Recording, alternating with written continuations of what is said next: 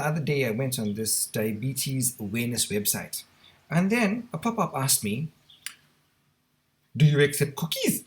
Is that a trick question?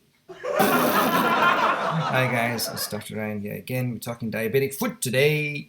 As always, a clinical case, 58-year-old woman with type 2 diabetes mellitus is evaluated by her primary care provider for tingling sensation in her hands and feet. She has had type 2 diabetes for 15 years with intermittently poor glycemic control. Her most recent hemoglobin A1C was 7.9%, not too shabby, but not at target. She is currently managed with insulin detamir, 40 units daily, and metformin, 1,000 milligrams daily. On neuroexamination, there is loss of deep tendon reflexes at the ankles bilaterally. Deep tendon reflexes are 2+ at the knees, biceps, and triceps, okay? Sensation is diminished to pinprick and light touch bilaterally to the ankles and wrists. She also has had difficulty ascertaining if the great toe is being held in the up or down position when her eyes are closed. So she has proprioceptive loss. Oh dear. She finds it difficult to sleep at night, sometimes due to pain in her legs.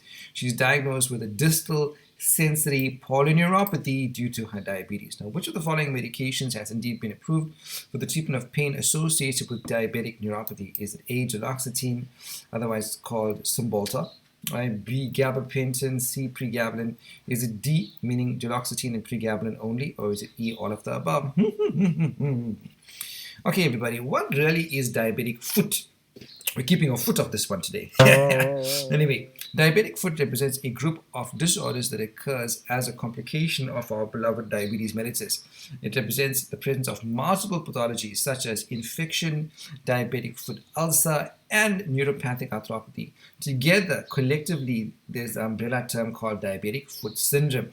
Now, important points on foot inspection in general. First up, if there's an ulcer, you want to note the site of the ulcer. Is it single or are there multiple ulcers? Is it oozing? Is there gangrene associated? Look at the surrounding skin. Is it healthy or devitalized tissue? Then you look at the tips of all the toes, the sole and spaces between the toes, looking for intertriginous fungal infection very especially.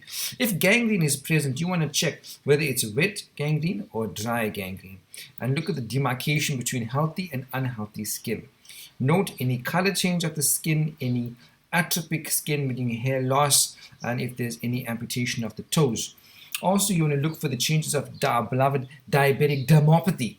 And this basically means that there's the pigmented scar or typically small round plaques with a raised border in a linear fashion over the shins. Then we have this big word here, necrobiosis lipoidica diabeticorum. And we'll be addressing this particular topic in a specific video later on.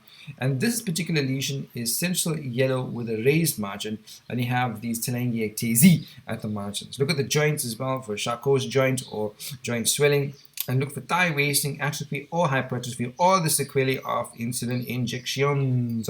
Here we can appreciate from short cases in clinical medicine, God bless you guys, necrobiosis lipoidica diabeticorum on the shins. Right? This is not erythema nodosum, this is necrobiosis lipoidica diabeticorum.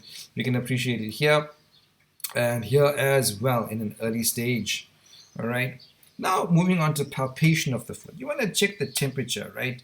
And often with the dorsal aspect of your hands.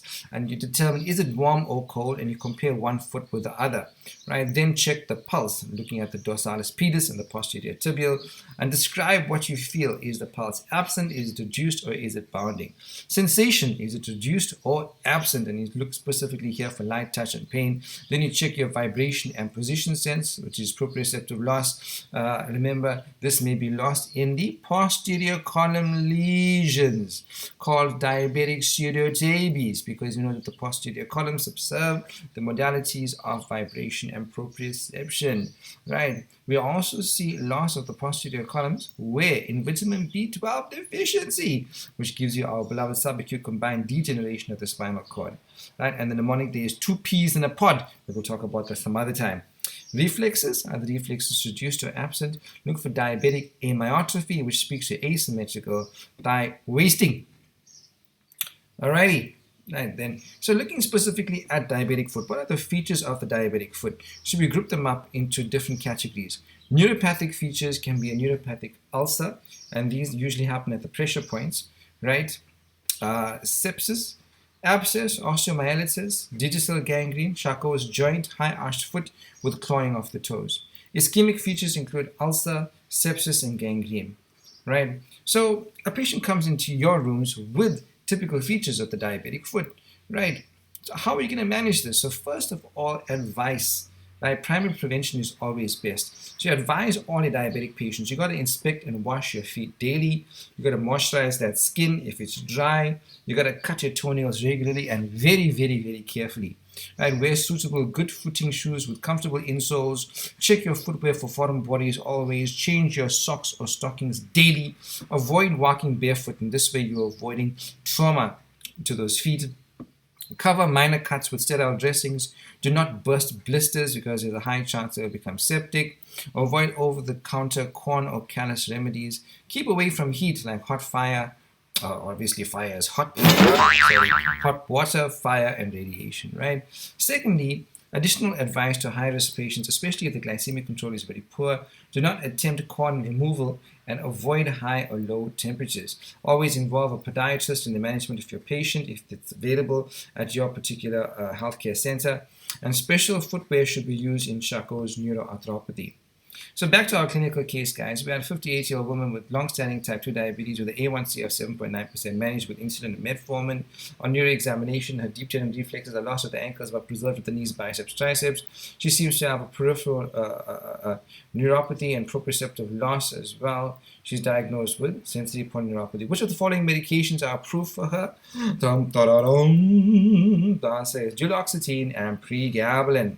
So we know that diabetic neuropathy occurs in upwards of 50% of persons with long-standing both type 1 and type 2 diabetes and manifests as polyneuropathy, mono-neuropathy, and or autonomic neuropathy. And like all other sequelae of diabetes, the likelihood of developing neuropathy depends on, number one, how long you've had the diabetes, the duration of disease, and number two, the degree of your glycemic control. Now, the US FDA has only approved 2 drugs to date for the treatment of diabetic neuropathy, that's duloxetine and pregabalin. But other agents are sometimes used off-label, and we often use that in our setting, amitriptyline, gabapentin, valproate, and your beloved opioids. Beloved, today I want to talk about rest. And in today's society, everybody is always, busy. Life is always hectic. You're always trying to get ahead. But I want to talk about rest. The Lord Jesus tells us in the book of Matthew, chapter 11, verse 28, "Come to me, all you who are weary and burdened, and I will give you rest." The book of Psalm chapter 55 verse 22. Here the psalmist says, "Cast your cares on the Lord and he will sustain you. He will never let the righteous be shaken." If you are looking for rest, if you are looking for peace, come to the Lord and tell him what's on your mind. He cares for you and he will give you peace in your heart. Have a wonderful day. I'll see you soon with another video in algorithms and mnemonics and internal medicine. God bless you.